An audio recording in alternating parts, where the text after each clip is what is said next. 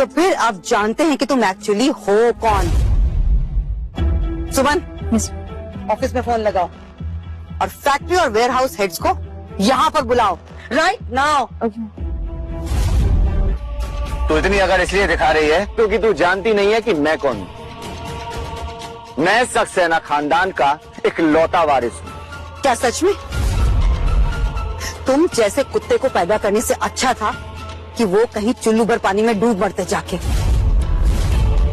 क्योंकि तुमको पैदा करके उन्होंने अपनी जिंदगी की सबसे बड़ी मुसीबत को पैदा किया है।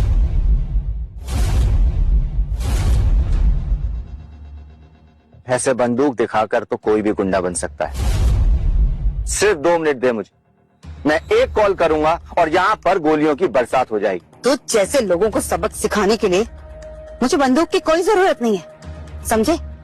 सुमन। मैम, मैंने सबको मैसेज कर दिया है। गुड। सुपरवाइजर, अब खड़े खड़े सिर्फ तमाशा ही देखेंगे? कोई बाहर वाला आदमी आके हमारी बेइज्जती कर रहा है और हम सिर्फ देखते रह रहे हैं। तुम काव्या अग्रवाल हो ना, राइट? हाँ, जिसे आज ये कंपनी सम्मानित करने वाली है। पर वो पेटेंट डिजाइन तो तुम्हारी है ही नहीं, वो तो आर्यन ने बनाई है। झूठ बोल रहा है वो। झूठा आर्यन नहीं है, झूठी तुम हो काव्या। अरे ये बेचारा तो तुमसे शादी करने के लिए कितनी मेहनत कर रहा है। अरे तुम हो, तुमने इसको एकदम से अपनी जिंदगी से ऐसे काट के फेंक दिया। हाँ, जैसे दूध में से मक्खी निकाल के फेंकते हैं। इस नाले के कीड़े की यही औकात है। अब प्लीज जाने दीजिए, ये लोग बहुत पावरफुल है। आप इस फसर में मत पड़िए प्लीज। पहली बार आर्यन सही कह रहा है।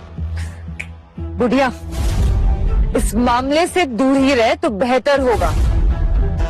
और वैसे भी तू जानती नहीं है कि मैं कौन हूं। मैं सक्सेना परिवार की बहू बनने वाली हूँ।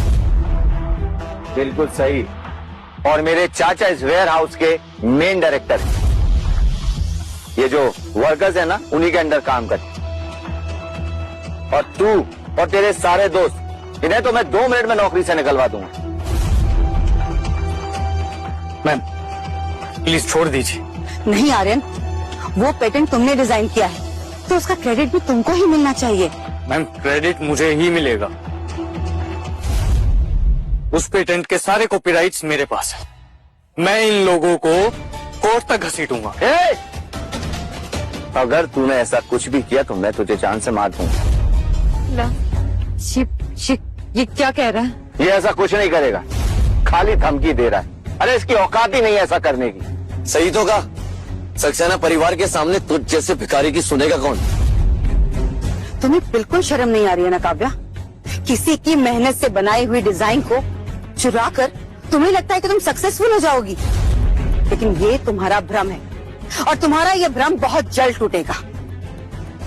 लगता है तुम लोगों को अपनी जान प्यारी नहीं।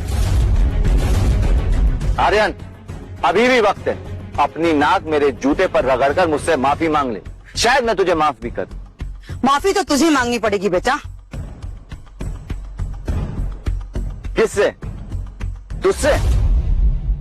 शर्त लगा, मैं यहाँ पर अभी अपने चाचू को बुलाता, फिर देखते हैं कि कौन कुत्ते की तरह अपनी दुम हिलाता है। बोल, शर्त मंजूर है?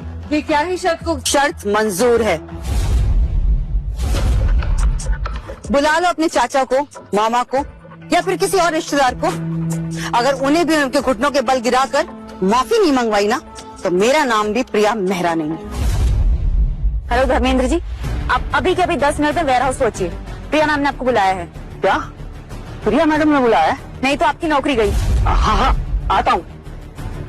एक तो पता नहीं कहां से किराए के कपड़े पहनकर आ गई और खुद को कमसिन कली बनाने की कोशिश कर रही, पर है तो तू बुड्ढी ही।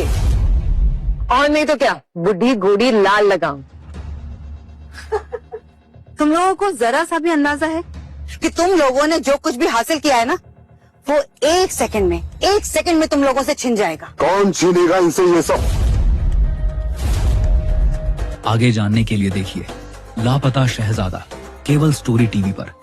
अभी डाउनलोड करें।